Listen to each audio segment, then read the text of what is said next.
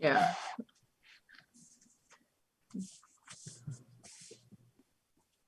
They're old enough. They'll find their way home. Oh, yeah. Roger, you're logged on, but we can't see you. Yeah, I can't find myself either. Is he there? Yeah, but you're the handsomest guy in the place, Roger. We want to see you. Maybe the bottom left corner of your screen. Yeah. It's on mine. It shows up mute in video. No. All right, well, Maria and Aaron are coming in, so then we'll have everybody. Where's your Okay. tech support, Roger? Feeding a horse or something. Oh. All right, well, it is 6 o'clock, so this meeting is called to order. Please rise for the pledge. I pledge allegiance to the flag of the United States of America and to the republic for which it stands, one nation, under God, indivisible, with liberty and justice for all. All right. Well, good evening, everyone. And there's Roger. All right. Okay, Aaron's connecting to the audio. Hi, Maria. Hello. How are you? Well, thank you. How's everybody? Very Seemingly- good. Thanks. Yeah, seemingly good. So, what, I don't know if you got the agenda late this afternoon. I'm sorry it took so long. But Tina and I were on the phone for a very long time. But we were working for the most part. And so what we're going to do is we're going to start with talking about the surveys. So Tina, why don't you take over?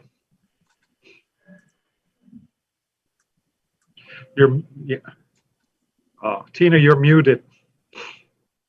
All right, let me share my screen. Can you see it? Yes. So we have 28 responses from the police department, and we have 381 responses from the community survey. That's beautiful. So that is fantastic. What an increase. In particular, this past day or so, it's been maybe 115 responses, which Yeah. is a nice big increase. But you'll see we got a lot of 64% female so far, Oh, 34% male. The percentage of respondents who identified as white is a little over 90%. And I like that we have some people that were able to prefer not to answer. Nice wide range of ages, which is what we want to see, right? Yep. We certainly don't want to spend a lot of time analyzing, but let's just look at this really quick. I thought this was fascinating because as we move into the department data of what you guys are seeing as a department, I think it would be interesting to see if this is what people are concerned about. So, we asked them to identify 3. So if we look at the top 3, burglaries, thefts, residential, drug abuse, school safety, and then 4th would be traffic issues, residential speeding, and then followed by burglaries, theft, auto, and driving under the influence. So, if we look at those top ones, it'll be interesting to see what you guys are seeing in the community. But, we talked about keeping this open for a few more days, the last call. We don't want to spend a lot of time looking at these, but we're getting a great response rate. As we dig into this deeper, I do think we probably should have put this question 13 first. So when you look at the data, I think it's important to see this one. The response for no contact in the past 12 months is at almost it's 58% of people who responded to the survey haven't had contact with the EGPD in the past 12 months. So, as we do our analysis, I think that's important to note. Yeah. And Tina, so what we talked about was on Friday, we'll take responses through Friday, and then you'll send everything out? I will send that out to people as soon as, close of business Friday, 5:00. You will get an email from me. It's only 35 questions. It shouldn't take too long for you to look at. And next Tuesday, that's what we'll discuss is the survey responses. So if everybody could get around to looking at them by then, we'll stay on course. And okay, is there anything else you want to do with that, Tina? No. And the question I raised was how will we use it in the plan? But let's hold that off till we get to number 3, assembling the plan. And I do have to say that I have a 7 o'clock meeting that I committed to 2 months ago with a church, so I don't mess around with the good Lord and His work. So Tina, when I have to go, Tina, of course, will take over. I sent out some data. I apologize for how all over the place those graphics were. I hope you could at least look at the numbers. But the question on hand is like, what data do we need that we don't have? One of the things I got from John was uniform traffic tickets by gender, which you don't have yet. And what we looked at, and the last item that I sent you was the event activity comparison, which is the calls that come into the dispatch, broken down in, was it 135 codes or whatever. And what I'm trying to do is not do every code there, because some of them, like referrals to the building inspector or to DPW, don't really have anything to do with the police. And I'm not even trying to do a comprehensive, this is what the police do. What I'm trying to do is show the incredible range of things that the police have to deal with. And so I think at some point we need to figure out how we're going to do that. Question of how we display the data. There'll be graphics. I'm hoping Tina will help me with that, because I'm useless at it, and the person I pressed into service for this one had some problems with it, and I know Tina knows how to do this stuff, so I'll write the narrative parts of that, Tina, and then if you could do that. And then again, the question comes up, how will we use it in the plan? So what data are we looking for here? What I gave you was, and let me just go through them. First, from DCJS, the index of crime reported for 5 years, up through 2019. And I think what those show is that, violent crime is not a huge issue. I mean, every incident is huge. But what we're looking at is a lot of property crimes. And I don't know if when we do the final document that will include this, but I just wanted to kind of collect and show you what's out there. We have arrests by gender, which is very interesting. And if anybody got a good look at it, if you could explain to me why in 2020 women went berserk, because the percentage of women from 2018 to 2020 went from 34% to 44%, which was quite a jump. Overall, the numbers jumped. So that shows. My sense is this is part of a profile of the police department and the work that they do. Race and gender. This is something that is going to have to be explained if we use it, because the percentage of African Americans in town is very, very low, and the percentage of African Americans, it ranges from 19 to 29%. So if you're comparing 29% of the people arrested are Black, and 1.3% of the people in town are Black, that could be misinterpreted as racial profiling. But the fact is that we have Walmart, and so many of the arrests come from Walmart, and Walmart brings a diversity that we don't have in town. Tina and I were talking about this today. Diversity, not just race and ethnicity, but a socioeconomic diversity as well. So yeah, you have people who are stealing $60 worth of something. And so there's that. So this is race and gender, male, white, black, and other, male, female, and total. What I perceive with these numbers is that to the extent that they're used, they'll be used as tables or graphs within a narrative, so that the narrative explains things like that, because you don't just want people looking at those numbers and jumping to the wrong conclusion. So there's that's race and gender. And of course, we do those all individually, breakdown of arrests by race, and then the police activities at the end. Now, the questions are what other data do you want to see? And the answers have to come from the chief and assistant chief as to whether we have the data you're looking for, because it's no shortcoming to be constrained by what the data is. The data is what it is. We keep records. The records are very well kept. And if we have to make a recommendation in this plan that we start tracking traffic stops by race or whatever, we can talk about that. But if we don't have it, we don't have it. And we're not going to apologize for not having it. So any thoughts on what data we want to put in this report?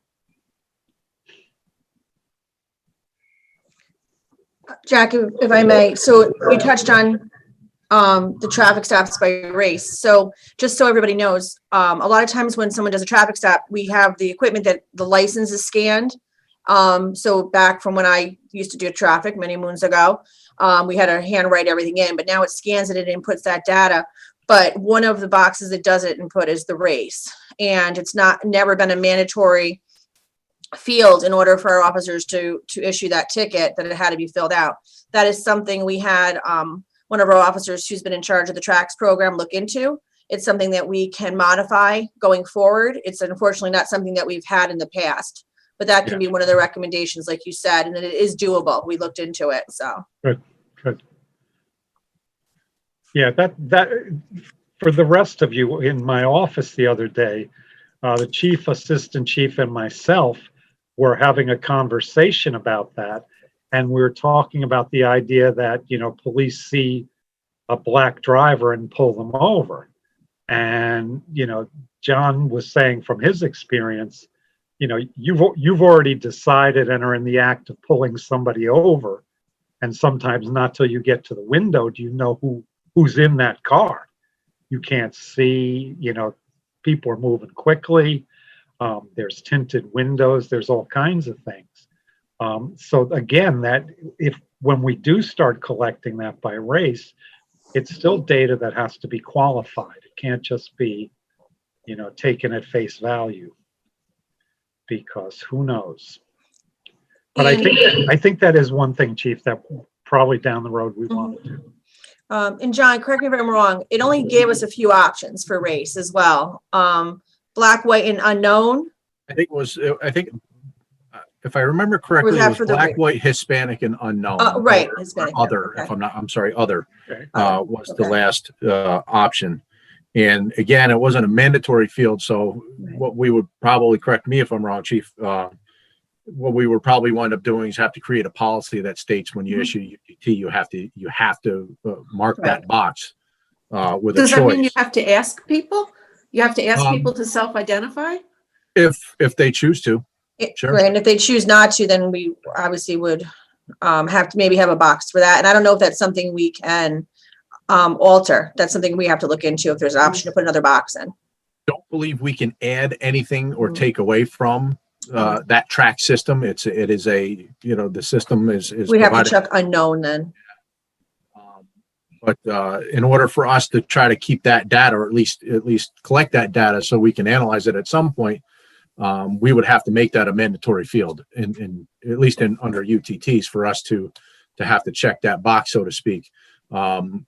Otherwise, we won't have that information.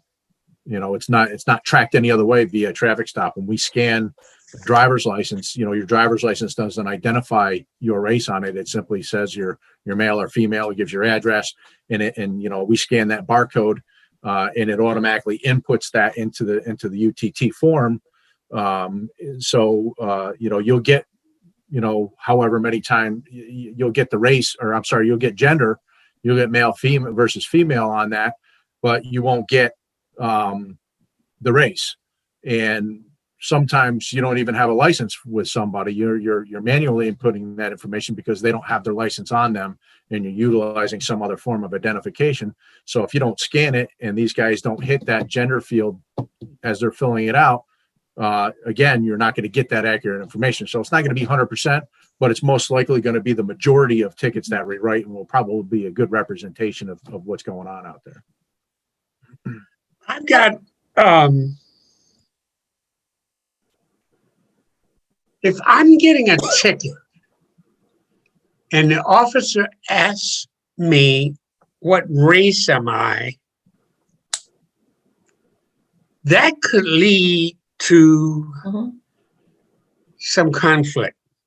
Yes. Because it is not required to identify my race given the traffic infraction. Yeah. So I'm wondering and I'm just thinking aloud here, officer safety, I don't want to start tracking something that's going to get our guys in trouble. I agree. So,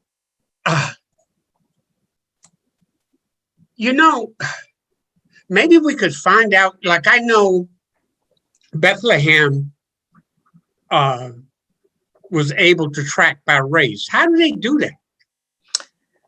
I put a call in today actually to the chief there to ask her that very question, because Okay. that was a concern. I did not, hear back from her yet today. I'm sure I will today later at some point. She usually gets back to me in the evening.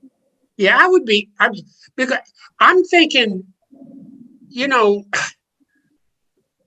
minority and officer traffic incidents are a major source of conflict. Mhm. Then you start asking me my race. Well, why do you want to know that?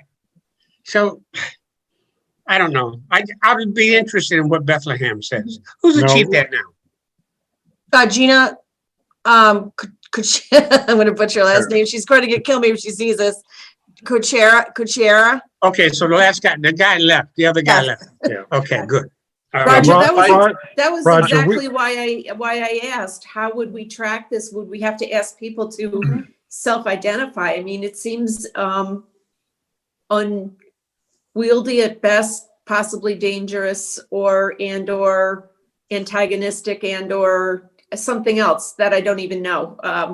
It's concerning to me. And we I'll agree with I'll that. speculate and maybe say that these are the officers inputting that based on what they're seeing Right. versus Mhm. what they know.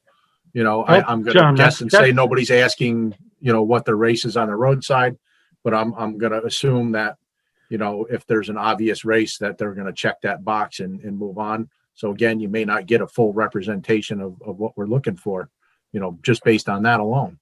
But You're not going to it's not accurate.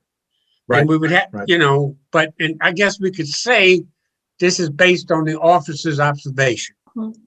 yeah, to the best of our knowledge. I think, Roger, you raised a great point. We obviously can't ask people to self-identify because, that really will cause trouble. You have an African-American driver, you ask that question, he's like, well, why are you asking that? And then you get into it, and then they go to complain, they go here, there, and the other thing. So the way John described it is probably the only way to do it. And we would have to accept that the data is not perfect. Right. Okay. That to the Yeah. best And of again, our we just knowledge. want you to know that option is there, so if we choose to start inputting it. And Chief, what's your preference there? My preference is not to do so for the reasons that were cited here. But if you were satisfied with what our interpretation of what their race were, then that would be fine as well. But I certainly don't want the officers asking. Could you let us know what Bethlehem is doing? I certainly will. I'll email Not that you. they're model, but they, Nope. you know, No, and I was gonna talk to a couple other chiefs today as well. We just we didn't connect. So I will let you know how the majority is handling it, if they are in fact. Roger, they're one of the many departments following us to get a female police chief.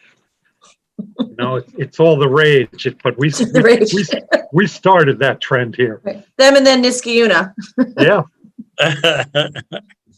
I've seen that rage. What's that? Oh, nothing. Nothing, Chief. That was good. Chief, if you didn't get that, I'm not telling you. I didn't hear him. That was very good. He'll tell me Very tomorrow. clever. That's all right. I'll wait till you play it back on YouTube later. Yeah, you'll get the phone call, John. you'll get the complaint, Jack. Whatever. Yeah, really. Okay, what else with the data? One chart and set of data I didn't talk about that probably needs some explanation is the number of arrests versus the number of offenses. And, I thought it was as simple as, you arrest somebody and you charge them with 2 or 3 different things, but chief and assistant chief, there's more to it than that, isn't there? Yeah, depending on what charges we're talking about, under the uniform crime reporting, misdemeanors and felonies are considered crimes, where you have your violations, which fall under your disorderly conducts, your harassments, etc., or what are called are offenses or violations. So you might get a disparity there also, that one is tracked through the uniform crime reporting through the FBI and what we send out to be tracked on a national level versus what we only keep locally here. Generally speaking, the only time you'll see a violation tracked along with a misdemeanor or felony is if you were arrested and charged with both of those. So it would follow that misdemeanor along. But if you're only charged with, say, a disorderly conduct somewhere, it's not a fingerprintable offense. It doesn't get counted in that uniform crime reporting. It stays basically in your local records. If that puts it out there a little easier, it's still considered an arrest. It's just not an arrest for a crime. It's an arrest for a violation. Yeah. So I think this was, an important topic for us to discuss, because I think there's a way that we could be showing too much data. And I wanted to get a sense from people on the committee on if we wanted to just work with the numbers of arrests, just work at the number of offenses, or, keep it the way it is, where we're looking at both sets of data, and what people thought about that. I do agree with the sentiment that we don't want to overburden this. There was an interesting statistic that jumped out at me. It was the use of force and the type of force used, specifically about firearms. Yeah. And specifically, how could it go from 0 to 14 and then was it 8 or something like that? I didn't know if there was an explanation for that, or. There certainly is, and I'm going to defer to Assistant Chief Riker because he's been tasked with the new use of force reporting. Yeah, use of force reporting is a lot of fun. Obviously, over the last few years, there's been a lot of mandates put out about tracking of use of force, just for this reason, for what we're doing now. So you're going to see most of the use of forces up until about a couple of years, maybe 2 or 3 years ago, were tracked locally. In other words, if I had a use of force in my department, I would fill out our use of force form, which you guys saw with the policy that we put out there, and that would basically get sent into a folder after it was reviewed and all that, and that's where it stayed. It didn't go anywhere else. Now, fast forward to 2019, New York State mandated that certain uses of force required us to report it to the state via, they were using SurveyMonkey at the time, and now it's through a portal that we all have access to statewide. And they put out the definitions, and I believe we spoke about these definitions in a few other earlier meetings, where they use some terms like brandish and things like that were never defined under the penal law or the CPL law as police officers use them. So everybody kind of said, all right, well, brandish means you pull your gun out, you're brandishing it. So those use of force incidences started climbing up because we were using a criteria for brandish. And then about 10 months later, they sent out, because they had realized everybody was having some issues with the definitions, they sent out what these definitions were. And now brandish means pull your firearm out and point it at somebody. Okay. Now you have a different definition. Using the old system, that SurveyMonkey system, if you had, say, a tactical team that was at a barricaded gunman, and this person came out on the front lawn holding his weapon, you could have 6 officers or 8 officers pointing their weapon at him. Well, that would be 8 uses of force that were reported in that system, even though it was one incident. So it sort of skewed those numbers a little bit. And I don't want to say it created more uses of force than were out there. It just didn't seem to put it in a reality, I guess, in what was really happening. So now that we had kind of got that straightened out in late 2019, I think it was October when they put those definitions out. Now all of a sudden you'll see those numbers kind of go back down in 2020. So you had that spike and now they're back down. And now that every department knows what brandish means and knows what use against all those things that they threw out there, you're seeing some more consistent reporting. That along with ours. We may have an officer that pulls a firearm out but doesn't point it at anybody because maybe there's something happening that he's perceiving as a threat and is unsure, and all of a sudden he realizes it and puts it away. Well, that's a use of force on our report, but it's not one that we have to put out to the state because it doesn't meet that criteria. You never pointed it at anybody. And then I thought I brought the use of force definitions home with me. It's got to be somewhere here, but so you'll have different criteria that meet those reporting requirements. And I think that once these definitions kind of got standardized for all the agencies and for us as well, you'll see a lot more consistent reporting. I think you'll see those numbers pretty much stay right where they are and spike maybe occasionally here or there or drop down below here or there, depending on the year and what's going on. But, that's a partial explanation anyways, why you would see those numbers jump up like that and come back down. Awesome. Thank you so much for explaining that. What other information do we have on those use of force? But before you do get into that, I'm sorry for interrupting you, Supervisor Conway, but I think when we do data displays and we have comparative data, we have to be comparing apples to apples. And the description you just gave is not an apples to apples comparison. So I think it's important that we make a decision that we use this to understand those defining terms and that criteria, but to put this on a data display would really kind of be inaccurate. Yeah. Well, that's why my question, which is how if we wanted to drill down in those numbers, how much you have reports on each one of those uses of force, right? So we have a reporting form that we fill out for every use of force, and again you'll see, like, I think probably the highest number of use of forces is probably the personal weapons, what's called there. It's hands, feet, etc.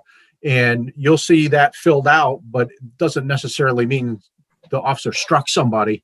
Right. That use of force could be somebody putting their hand on somebody's arm and escorting them out the door and saying, let's go, you got to go, it's time to leave kind of thing, and escorting them out. Well, guess what? That's a use of force. We report that on our form. It just doesn't go up to the state because it doesn't meet the state's mandatory reporting criteria.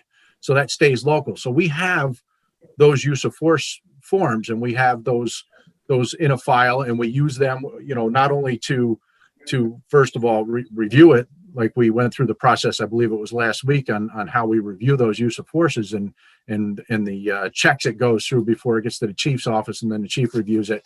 But we also use them to identify any issues we might have, either in training or understanding of policy. If something's not being understood in the policy and it's being applied wrong, we can identify it through those use of forces and either correct the policy or correct our training and make sure that it's falling in line with what we expect out of the policy and out of the officers. So there's a lot of different uses for these forms, for these reporting forms, mostly to identify this type of issue and to show what that force was and to make sure that it falls within policy. John, is there two sets of numbers on use of force, the ones you report to the state and the ones that you keep internally? Well, no, because those, regardless of whether it goes to the state or not, there's always a form filled out on a use of force. We have it. Yeah. So you have It just may not meet the criteria to be sent up to the state. Yeah, because You have the bigger world of, you have the bigger, correct. That's what's here. Yeah. Correct. right? Yes, And and- then and- there's a subset of that goes, And the subset, I think, is what we're after. I mean, That's all. Bethlehem for 1 year had 5 use of force incidents. So, I think those, You're reportable. Yeah, they're Okay. reportable. Right. a question, Tina, to what you're saying is that, one of the things we would think we might want to look at is, time, right? Or trend over a period of time. But in an instance like this, unless you have this huge narrative that explains it all, it's not useful to present data that shows inconsistencies without an explanation, and we don't probably want to do all that. So do we just in this instance, look at a year or something like that? Is that kind of what you're talking about, or something different? That is exactly what I'm talking about, because you're right. You can't compare over time if it's not an apples to apples comparison. But I will say that I think given the nature of the assignment, a use of force statistic has to be there. So at some level with some level of explanation. Absolutely. I agree with you completely. And I think it's important for us to look at these numbers and make some not judgments, but analysis of these numbers without being able to compare them over time. Yeah.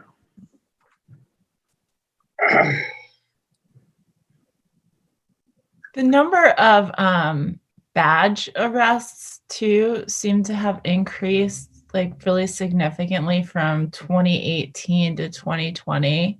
Mhm. From like 800 to, I don't know, 1200 or something. I don't know. It's just Those were big offenses. jump. Yeah, the arrests went from 4-something to 690. Right. Why is that? Is there an explanation for that? We just spoke with Jack about this yesterday, actually, and I went through with our dispatcher who prints the reports for me, and just to verify, we spoke with him again today. A lot of it is attributed to Walmart. There was days that on certain days we would have 2 or 3 just Walmart arrests.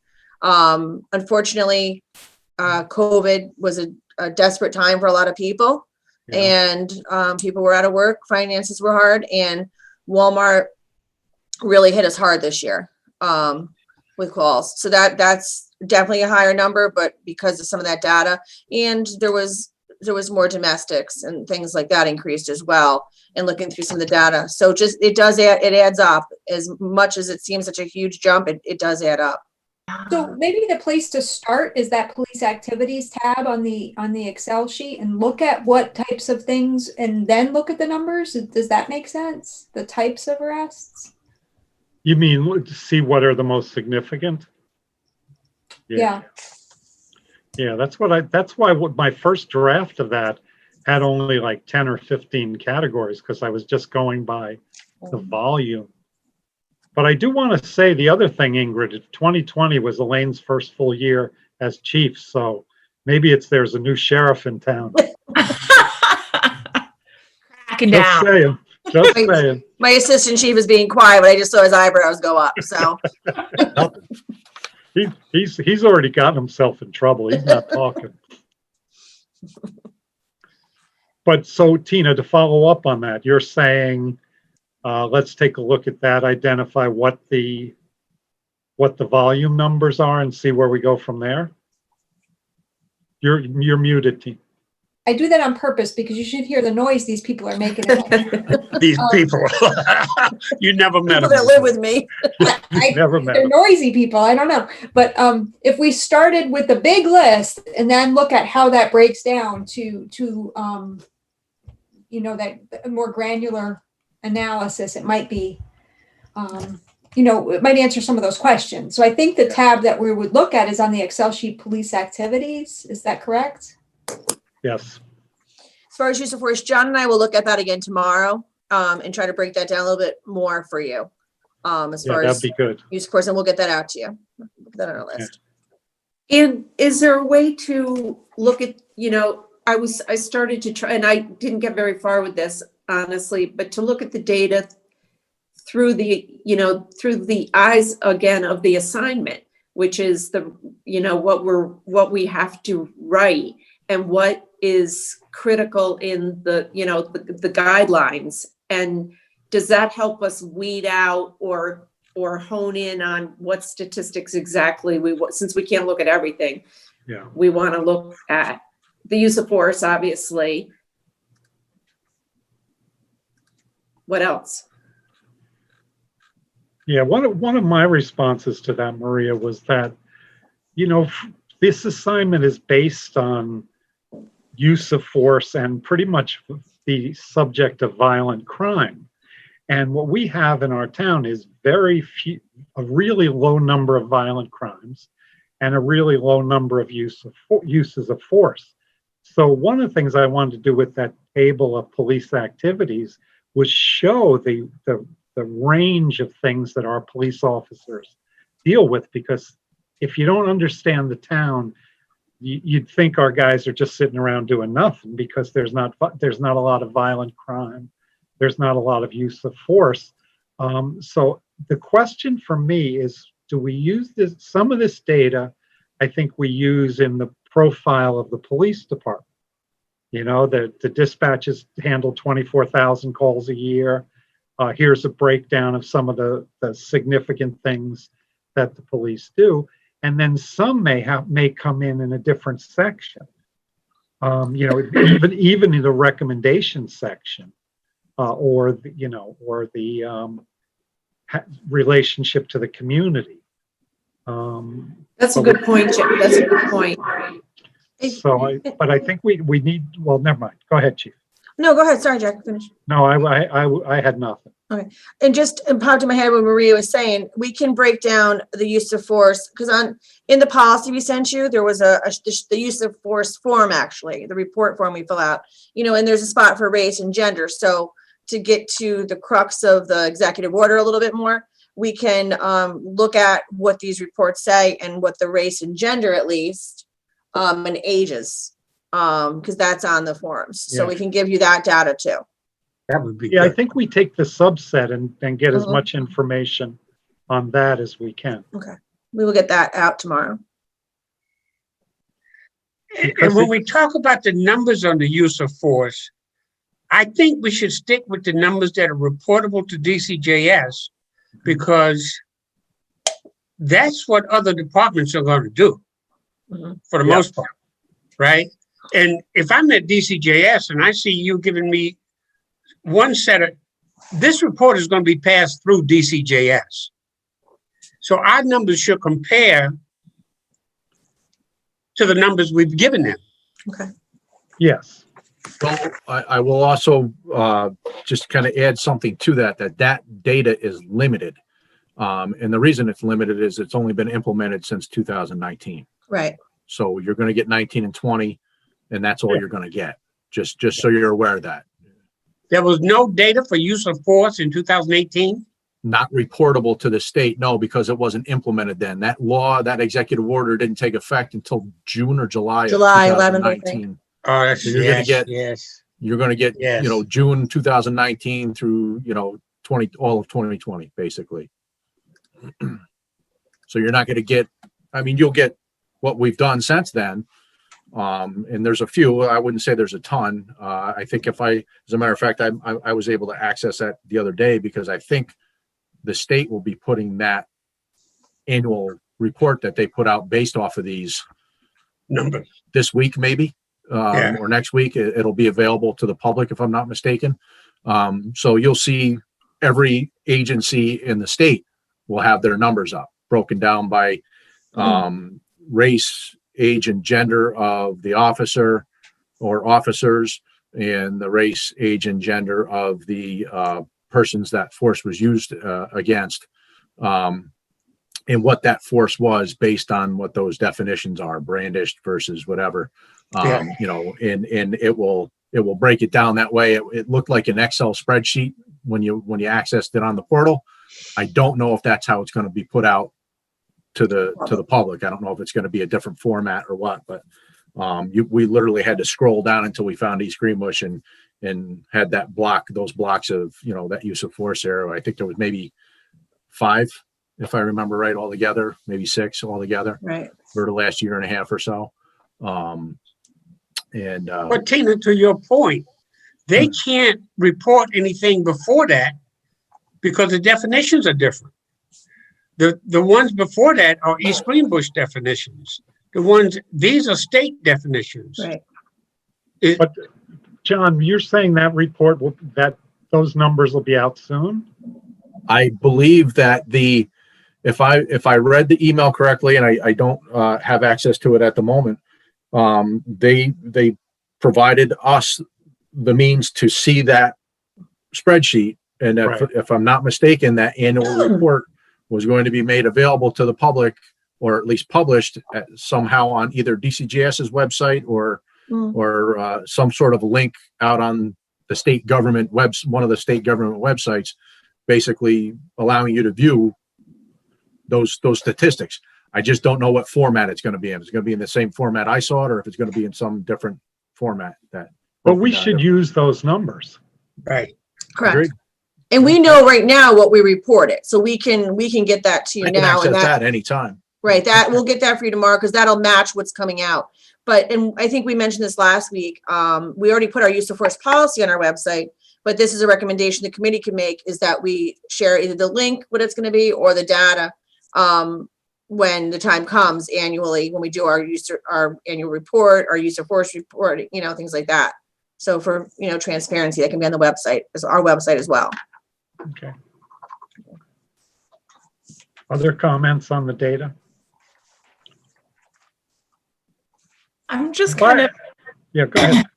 I was just going to say, I'm curious. I'm always curious about what people's perceptions are and how those perceptions may or may not match reality, whether it's perceptions of what police do or in this case, perceptions of safety and perceptions of crime. So I'm really curious to compare like what the data says that you've collected compared to what the responses are from the community, you know what I mean, about these different issues. And like, maybe it matches up exactly, but maybe it's like totally different. I don't know. So that's just, I think there's just some interesting comparisons and narratives you can kind of put these numbers in an interesting context to learn more just about the community in general and maybe, you know, communicate that to people. So That's a good point. I agree. I just was wondering if we could just take a couple of minutes and open up this police activities tab on the Excel spreadsheet that the supervisor sent us and just maybe run through this list of it's called event description, and see if anybody had any questions about the types of things that we get categorized. Yeah, and that's incomplete. I had the statistics were printed front and back. I only had the front. So it's a partial list. I'm fixing it, and tomorrow I'll send it out. But let's go ahead. Can you share that? Yeah. Hold on. All right. Can you see it okay? Yes. So, you know, it looks like you gave us 2019 to 2020. And so should we operate under the assumption that the categories are the same for 2019 and 20, or is there? There's one small difference in the code numbers, but tomorrow what I'll give you is 2018, 2019, and 2020, and a full list. This is only a partial list. Okay.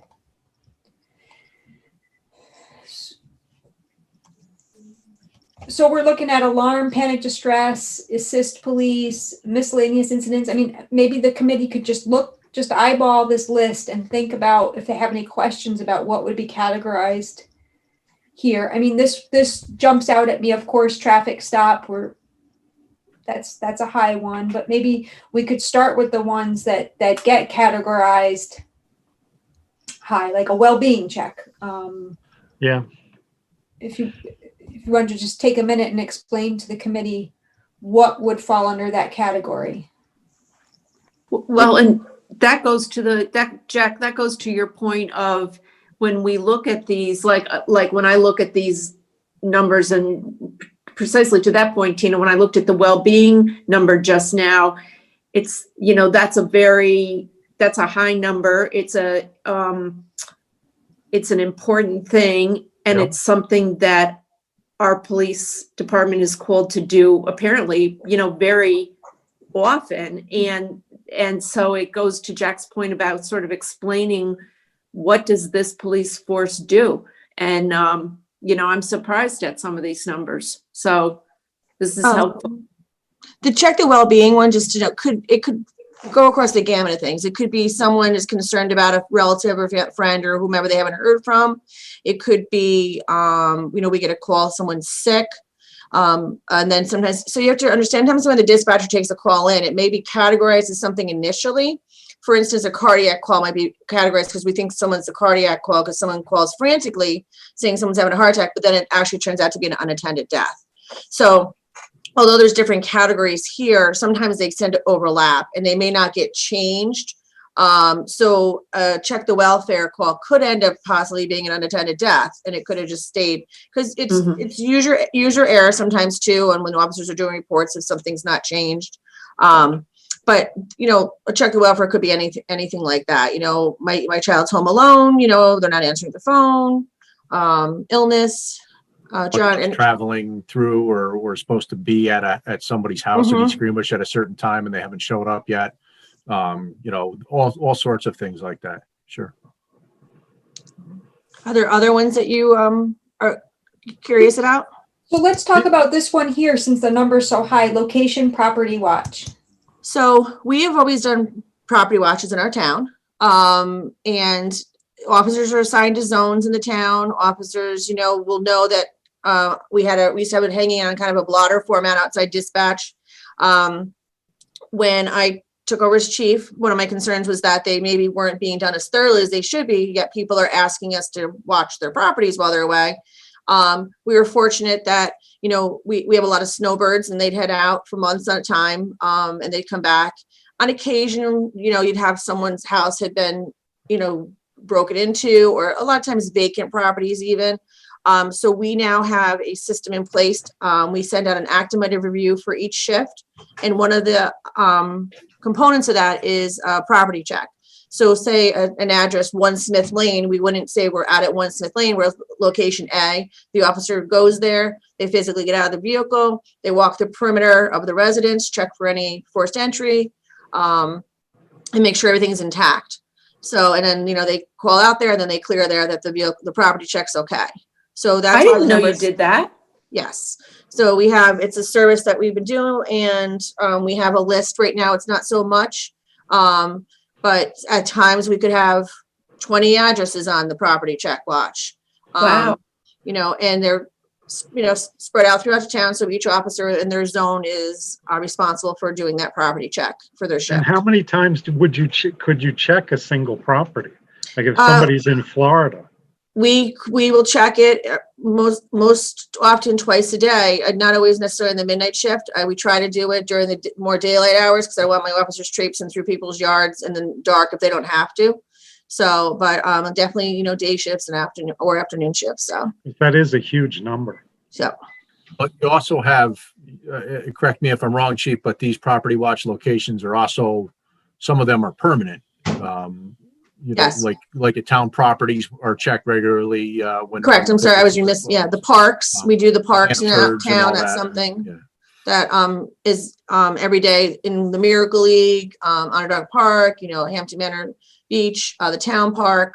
Those are correct permanent ones. In addition, we might have an extended business on there. Like, I think at one point in time, FedEx was having an issue with some staff. So every day the guys were there at a certain time, barring any emergency calls, to be there for a property check in the parking lot because there were some issues going on. What do you know? Also, Chief, could you just define active versus non-active on how that Sure. works? So if you see like harassment not active versus harassment active per se, I think line 7 and 26 there. So someone's calling us saying, I'm, being screamed at by someone in my family, or someone just slapped me. You get here now, active call. Someone calls us 2 hours after the fact and says, so-and-so slapped me. Yes, we'll have a officer respond. So it'll influence the response rate for the officer, how quick we're going to get there. Obviously, if it's an active call, well, it'll prioritize the call depending if we have other calls pending. So that's how it's broken down when the dispatcher logs the call. Tina, good move going high to low. So I just sorted it by 2020 high to low, and these are the top 10, and they're all hovering, the lowest is 194. So we're talking about traffic stop, event description. Oh, that's the year. Ignore that. I forgot to put header row in when I did the sort. Well-being check, shoplifter, larceny, harassment, traffic hazard. What's a traffic hazard compared to a traffic stop? A traffic hazard could be something in the roadway we're moving. It could have been, tree down, limbs down, debris in the roadway, anything along those lines. It's kind of a catch-all for anything. Maybe it could even come in an accident, possibly could be that initially until it's determined there was an accident involved, a disabled vehicle. I don't know. They have that down a little lower. Sometimes they kind of cross and, but generally that's the just definition of what that is. And lockout is cars. Our people in cars. In COVID, our numbers down because we weren't doing them with the contact unless there was a child in the car. We were referring them to a locksmith. A lot of agencies don't do lockouts anymore for liability purposes and things like that. It's a service that we've always offered, and we still do. So does the committee, I don't want to monopolize this part of the conversation. Does the committee have any other questions about these numbers? I mean, I always like to look at data and say what surprised me. So the wanted person fugitive that decreased like by 200, like that's a huge decrease. That is thanks to bail reform. Because a lot of times people weren't doing the warrants as much for people because they're not extraditable. Departments were choosing not to pick somebody up on a warrant, ourselves included, in the event, because we know it's gonna be a catch and release. And with COVID, everything really decreased. We shut down our court system for months on end. So that's why you will see that number jump up a lot in 2021, because we have hundreds of cases that have to be, what's the word I'm looking for, John? Arrest warrants. Arrest warrants, thank you, that have to be taken care of. And we have currently right now, we are even on hold for getting arrest warrants issued. So there's a box for those that are going to have to be signed and issued out when the courts start doing that again. So 2021 will be interesting to see the data. That number's going to jump way up when this pandemic is over. Extremely. Yeah. Okay. Can I jump in here? Because I have to leave in 2 minutes. A couple of things. The next thing on the agenda was the kind of how do we assemble the plan, and take an introduction, a profile of the police department. I think we need to assign lead people to go after that.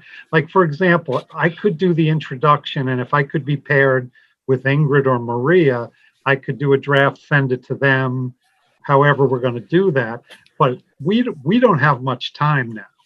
And so if you guys can talk about how we assemble the plan, whatever you come up with. But the two things that are important is next week, we're going to talk about the survey results. And on the 16th, the week after, we would like everyone to bring their first draft of recommendations so that we can put them together and see what the overlap is, because we've got to get to that. So as I saw it, the 4 parts of the report were the introduction, the profile of the department, then the community in the department through the surveys, and then the recommendations. So that's just my 2 cents. And Tina's in charge. So trust me from my life, do what she tells you. Did you, thank you, Jack. Did you see, last night on the news, I saw Colony's report came out. Has anybody had a chance to take a look? I think it might be posted on their website. I didn't have time to go today, but I saw it on the 11 o'clock news last night. So I thought I'll, maybe if anybody has a chance, I'll try to take a look at it this week as well. That's a good idea. All right, guys. Well, I'm sorry I have to leave, but it's nice to see everybody. And Aaron, how you doing? You all right? Yeah, I'm good. I'm good. Good to see you again. All right. Take care, guys. Bye. All right, so just following along with that agenda, do we have any other questions? You know, a good source of information is our chief and our assistant chief, and you know, supplementing the data with questions is an important part of understanding it. So we just want to pause here for a minute in case anybody on the committee wants to ask anything else.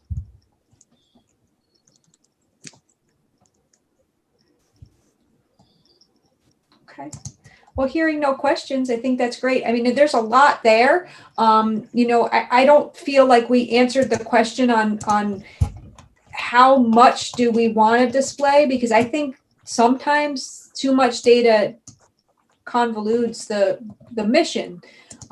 So maybe what we could do is, we haven't had a lot of time to look at this, and now we have a better understanding of what it is we can add to our agenda next week of what we see as those key pieces of information, key data points for informing our recommendations, our committee recommendations.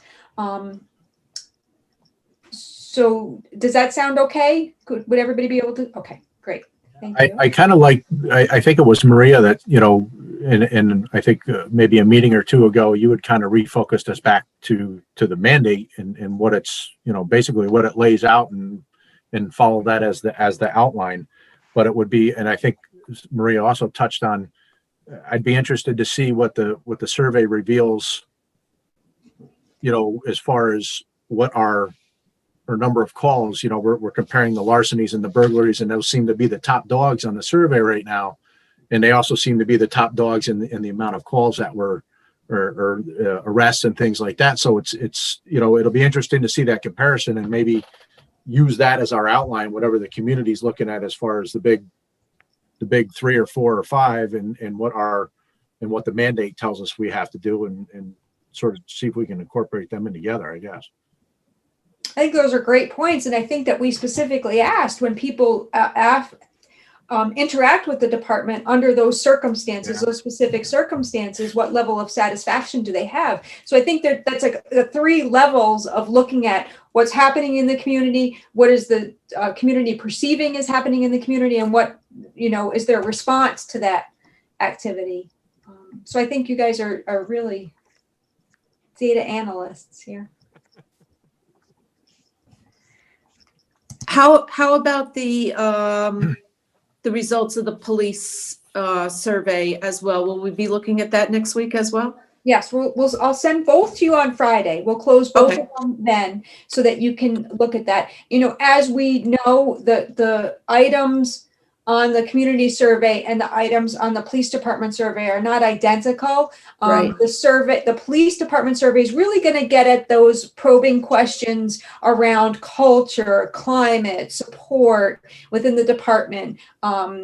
You know, there was the 4 areas that were in that guidance document, and the police survey was really getting at 2 of those areas specific to the recommendations.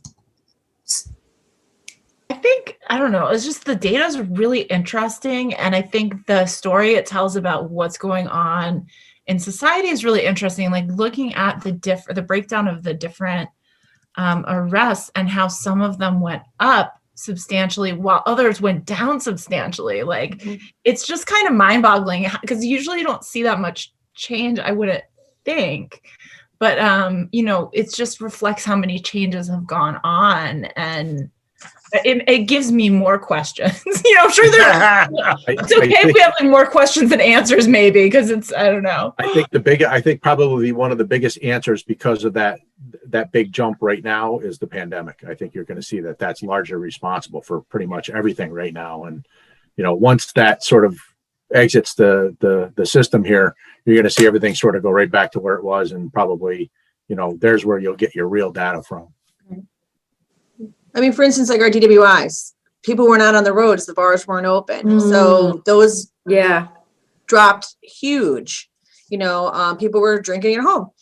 So, which is, you know, more power to everybody, you know, but it wasn't, you know, on the streets, which is where we don't want it. So unfortunately, we will see that go back up in 2021, you know, so, you know, I think these are great conversations, and we have to acknowledge in a finite period of time with a specific task, the data analysis we can do is only preliminary. And there's nothing wrong with our report recommendations saying that maybe the data should be reviewed on an annual basis, or maybe there's, you know, a quarterly review, or you know, taking what we've learned and really thinking about moving forward. What did we learn, and how can that be used in the future? Just throwing that out there. I'm not saying that that's a recommendation, but I don't think we have to be granular and again, making that micro recommendation of we want to explore this specific arrest and this specific change. But, you know, does the department have a process for reviewing changes over time is a really important question.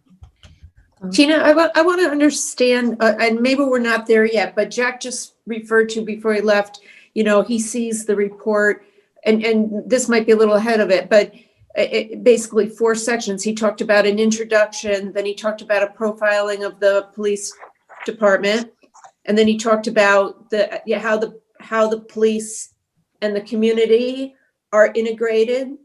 Is that right? And that's where maybe some of our survey data would fall into, and maybe some other data, I'm not sure. And then the last section would be the recommendations. Is that right? Is that You are. Okay. And he included that on his agenda that he emailed out today. So I just put it up on my screen. And since he's not here, I mean, I really think he should write the whole report, but there you go. There you go. We can each take a section to, you know, proof, but yeah. I will say, and I have mentioned this to Jack, John and I have been kind of working on an overview, because we did work with, knowing this was coming along in our shared services team of chiefs of police. We were meeting regularly, and then now via Zooms.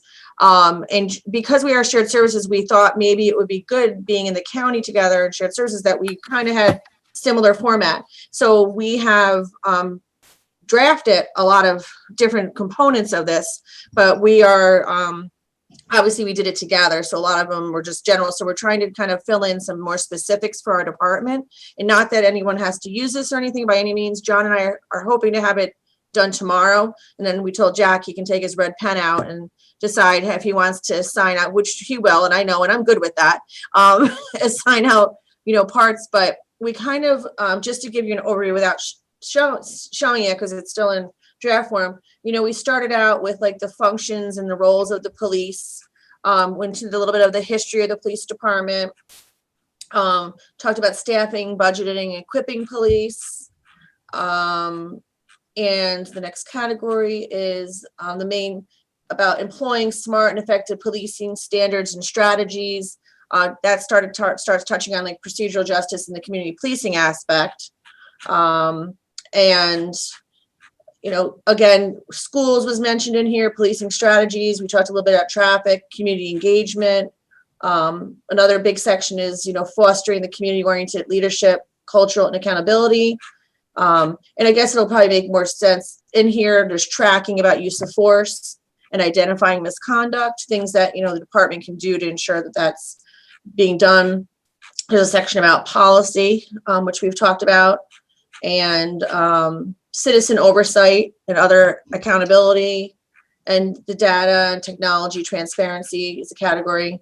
That's Recruitment, very extensive. recruitment of personnel, training of personnel, continuing education, officer wellness, which is a topic that I've been working on. Now John's jumped in with me. Pre this coming up, it was on one of my, I believe in my entry plan when I interviewed, I touched on it as far as being something that we needed to get in place here when I interviewed for the chief's position, about supporting it. And then there's a section on like our stakeholder meetings where we met with, as the shared services team, with the Office of Mental Health, the district attorney's office. We had reached out to the public defender's office. And then like a little conclusion, which is kind of things that I've been trying to, and John and I have been trying to keep track of, like suggestions people have thrown out. So we kind of did start doing that, but we certainly welcome any more suggestions. And these can all be edited. And so we kind of did a little bit of a format to kind of help guide it. So It's good work. Where do you see a description of the town? it's going to be in the beginning. The first portion is the description, the breakdown as far as from the 2010 census is what we can go by right now, unfortunately. We don't have, anything newer as far as the gender and the race and whatnot, but it does reference it's from 2010. Okay, right in the beginning. Okay, And just, so that's right in the beginning, Roger. all right. That's a lot of work, and it sounds very work. extensive, and we'll cover a lot. I noticed when I was watching the news last night and they were talking about Colony's report coming out, and they just showed a copy of it being put out on a table. And as I said, I think it's on the website. They mentioned the accreditation of Colony like 3 times in the news report. And my ears really perked up, and I'm like, we're accredited. Wait till you see our report. We're accredited. And ours is referenced in there a couple times already too. Yeah, that'll be, that really was a big, it surprised me it was on the news, and I think that will really help, solidify the department as well, and make sure we really highlight that. Okay, thank you. That was helpful. And I know I whipped through it fast, but we'll get it to everybody as soon as we.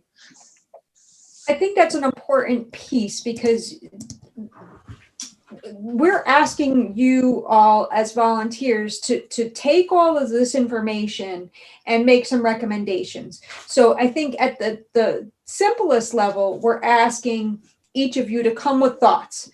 They don't have to be formulated yet on specific language for the recommendation, but maybe a topical area, maybe, something that stood out to you that you'd like to see implemented. Beyond that thinking and that sharing of your, processing of the police department, the policies, all of this information that we've gone through, all this training, getting to know our chief and assistant chief and the manner in which they run the department, the data, the survey data, the police department survey data, all of this stuff is going to help you come up with some ideas for recommendations. And that to me is the key. I don't mind sitting down and writing a report with Jack and reviewing a report with Jack, because I don't want to overextend. So I think it's important for an honest conversation here of how much work and how much time and what piece of that are you comfortable doing. So, if somebody likes to write, great. If somebody likes to proofread, great. If somebody says, looking at the data and looking at all this stuff is enough for me, that's fine too. So I just want to have that honesty between all of us, that there's no pressure. Supervisor Conway likes to write, and he's very good at it, and he's not here. We're taking a vote. I nominate Jack. Second second that. But there's also that piece, if there's a particular aspect of this that you feel strongly that you can be a contributing partner, let's do it. So let's just open that up. What are people thinking? What are people feeling? And certainly because John and I have worked on this and tried to break it down in categories, we have no problem with somebody taking it and saying, nah, this is my wheelhouse. Let me work on this. And, Robin will throw her under the bus too, and Ingrid too, because, for the, Ingrid's muted, Robin's not here, that, the mental health aspect, things like that. We can tell you what we do here. We can tell you where we know to improve, but, there's other resources out there. I know Robin had rattled off a list last week. Certainly that's going to come into play. So we welcome that. It sounds like you guys, just to reflect on that, because that's always kind of my interest, is looking at mental health and crisis systems. And it sounds like I love that you sent out that resource list that you said it's in all the cars, right? Yeah. That looks awesome. So, I think that evaluating those things that you have in place and seeing are they working? Because it's not just, the mental health system is such a disaster. You know what I mean? It really is. There's a lot of real systemic issues with people getting care in it. And especially the crisis systems and those transitions of care from acute care and crisis intervention and policing to ER and then ongoing care. So I don't know, that's just something I just love doing, that kind of analysis of those crisis systems and what's working and what are the gaps and what's needed to fill those gaps. You know what I mean? I just get really into it. I will take a 24/7 mobile crisis team to stand by in East Greenbush, so my officers have them in their pocket every time they go to a call. That would be my request to Governor Cuomo. Awesome. So, what do you have instead of that? Nothing. well, we are with the shared services in the county. They are in the process of developing, and I'm going to just scroll back here to and hopefully to be implemented in 2021, the law enforcement mental health referral system. Yeah.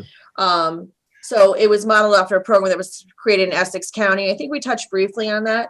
And it still involves us responding, but it also gives more of a streamlined process to get them the resources for services that they might need. So that's one thing that's going on.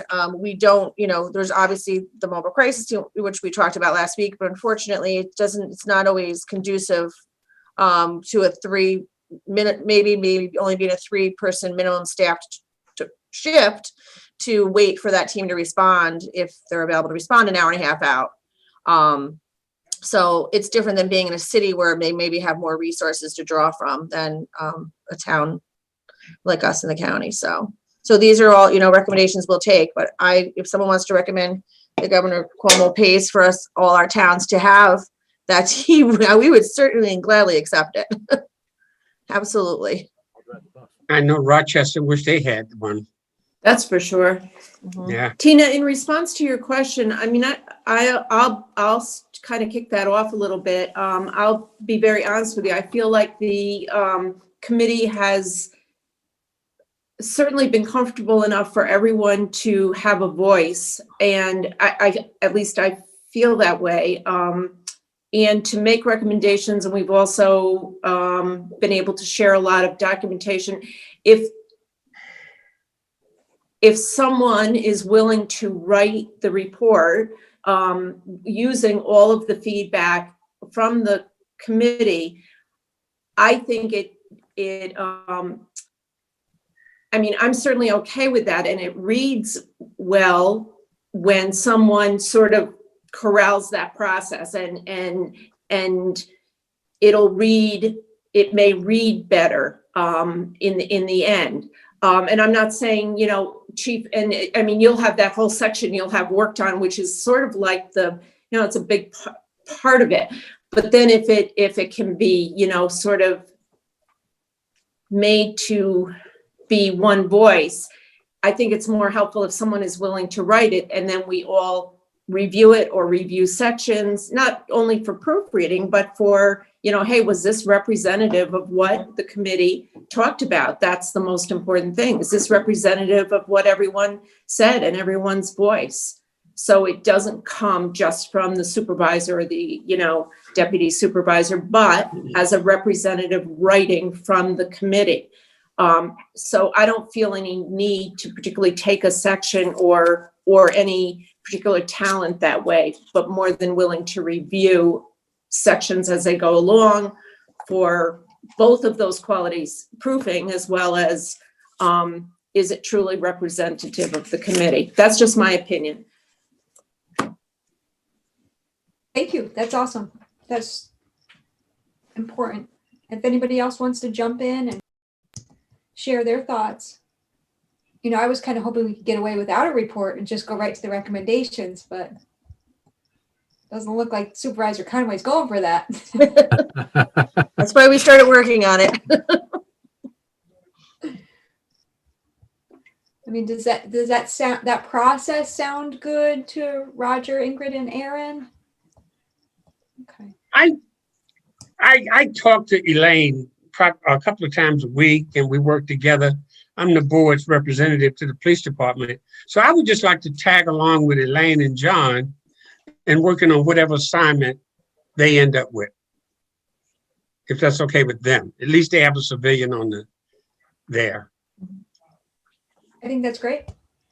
That's awesome. Like I said, Supervisor Conway will certainly critique and edit anything that we give him, and incorporate the data and everything that Tina has compiled in the right appropriate places before it's sent out. So, and I think we talked about, Roger, you asked a good question. Where do we talk about the town, right? The composition of the town. And I think that, in somewhere, and I don't know if it's in the introduction or not, but somewhere, it's not only just the composition of the town in terms of kind of, the data that Chief was talking about, gender and racial makeup, it's what are we? We're rural, we're suburban, all the stuff that, is in that comprehensive planning survey, right? Or comprehensive plan, there's this many churches, there's this is our school system, this is how many students we have. I mean, I think that gives life to our town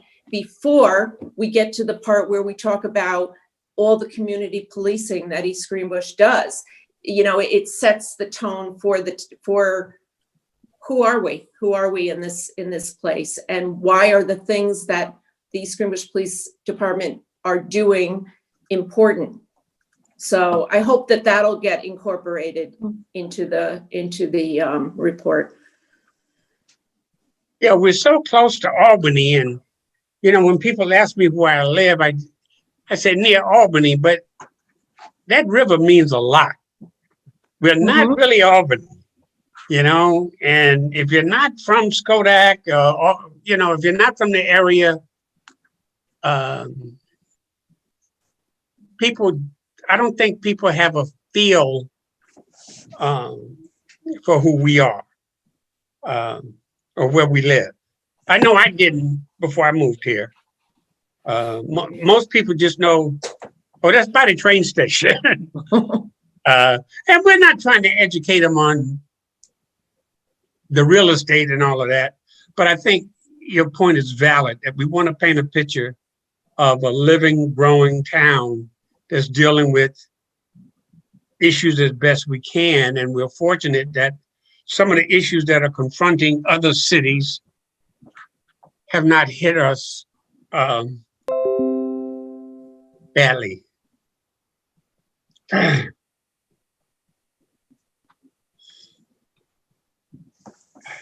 Do we have any public, Tina? It's 7:18. I know we don't have any public tonight, so. Oh, yeah. I could have asked you, Taylor, sorry. They didn't think Jack was going to be here, so they did. He clearly know who is the star of the show. carries the crowd. His fans are not here. Yeah. Don't tell him I said that, because we'll never hear the end of it. By the way, I dressed for you tonight, Tina. Oh yeah, what do you? Mhm. I love you, but that Pedroia news yesterday still hurt. So just any closing comments, right? I mean, Roger and I go back and forth about Yankees, Red Sox, and we could do this all night, but we know which team is better. But any closing comments besides the Red Sox are better? Get it in there. Any thoughts or feelings about this process that we should be doing differently? I just want to say, I think you and Jack have done a wonderful job. I really do. I just want to say that. And I don't speak for the committee, but I can feel it. I'm echoing what I heard just a moment ago from Maria. I think you've just done a wonderful job of this seemed like an insurmountable task to me a month ago. I think you've done a wonderful job. Well, thank you for saying that. I mean, we certainly couldn't do it without community volunteers. I mean, I don't think you understand how important the comments that you make during these discussions and the insight that you bring is why we're here. We can set a structure and we can set an agenda, but really all of you drive where we go on this journey. And so thank you for your time. Volunteerism is not dead. It is alive and well in East Greenbush. That's right. It is. So next week? Next Tuesday, same time. So by next Tuesday, we want to, just to recap, we want to look at the data that from the department and decide what we think is really important to use in our recommendations. And then you'll have both surveys to look at and that data. And we will get you the more in-depth data regards to the use of forest reporting. We'll get that out to everybody. We'll get it to Jack tomorrow and get that out to everybody to look at. And you'll follow up with Bethlehem. Yes, I'm sure we'll hear from her tonight. Usually Okay. Thank you. the three female police chiefs text at night. So. Oh, that's the way it is. That's why I can't get a call back. You got it together. We have to talk about our male assistant police chiefs when we get home. Yeah, that's Thank right. you, everyone. That's the way it is. Good night. John, you're in bad trouble. You're in trouble, brother. Listen, I get it from her and Stephanie, trust me. All right, good night, everyone. Bye, guys. Thank you. Good night. Thank you.